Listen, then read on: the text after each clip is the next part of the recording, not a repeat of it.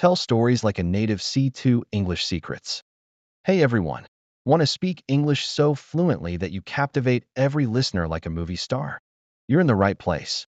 I'm Kit, your host from Piece of Cake Speak English, and today, in just 5 minutes, I'm going to teach you 5 storytelling techniques to craft mini stories that grab attention and make you sound like a native, whether you're pitching in a boardroom, charming friends at a party, or shining in an academic discussion.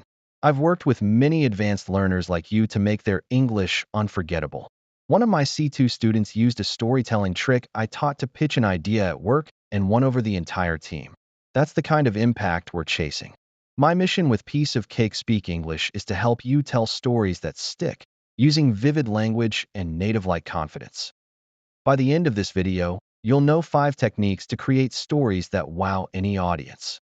Picture this. You're at a networking event, and someone says, "That story was incredible.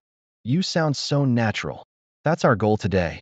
Grab a notebook, get comfortable, and let's dive into this cinematic masterclass to take your C2 level English to the next level. Ready? Let's tell some epic stories. All right, let's dive into the heart of today's lesson. 5 storytelling techniques to make your English stories vivid, dramatic, and native-like. These techniques will help you craft mini stories, short, powerful tales that work in any setting. I'll explain each one, show you how to use it with an example, and share tips to make it sound natural. Try repeating my examples to get that confident delivery. Here's the first technique. Let's kick off with a vivid opener.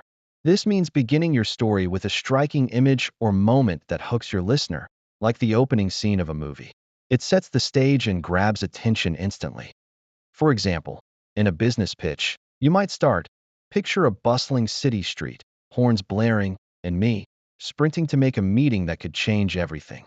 That vivid image pulls people in. Or, in a social chat, try.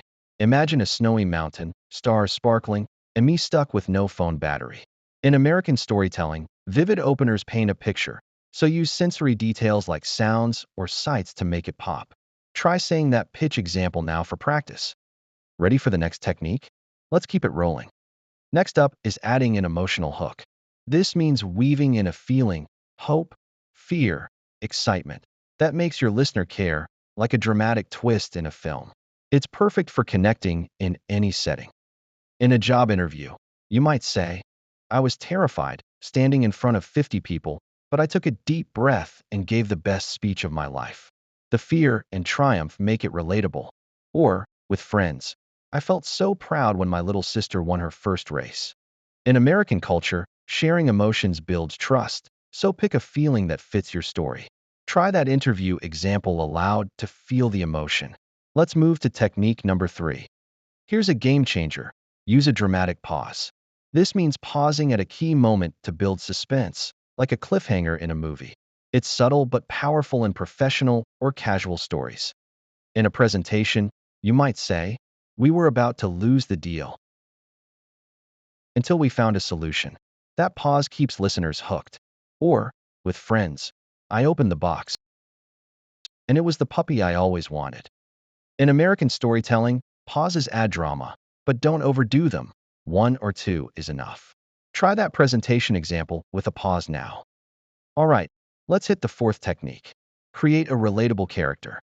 This means including a person, yourself or someone else, with a clear trait or goal, like a hero in a story. It makes your tale engaging and easy to follow. In a work meeting, you might say, "My colleague Sarah, always full of energy, rallied the team to meet the deadline. Sarah's trait makes her memorable." Or, socially, "My cousin Tom, the ultimate prankster, hid my keys for a whole day."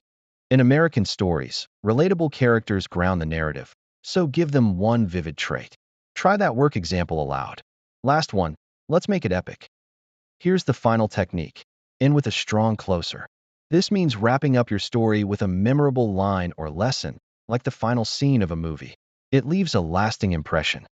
In a professional setting, you might say, "And that's how we turned a failing project into our biggest win." It's confident and clear. Or, with friends, "That trip taught me to always check the weather before hiking."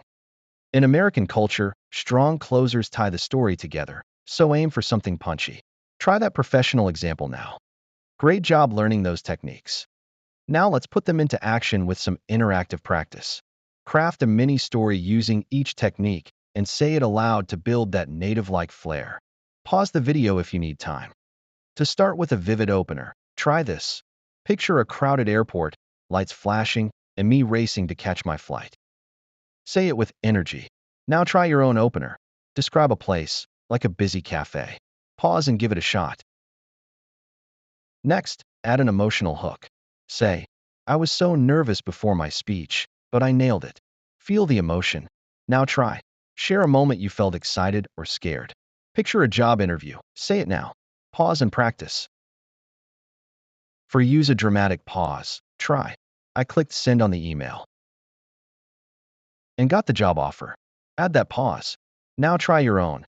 Tell a moment with suspense, like waiting for news. Pause and go for it. Now, create a relatable character. Say, my friend Lisa, always optimistic, saved the day. Make Lisa vivid.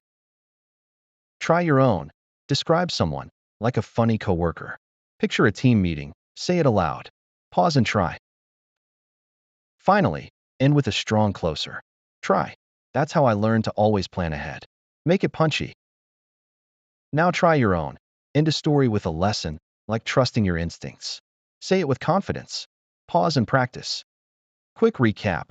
We started with a vivid opener. Add an emotional hook. Use a dramatic pause. Create a relatable character, and end with a strong closer.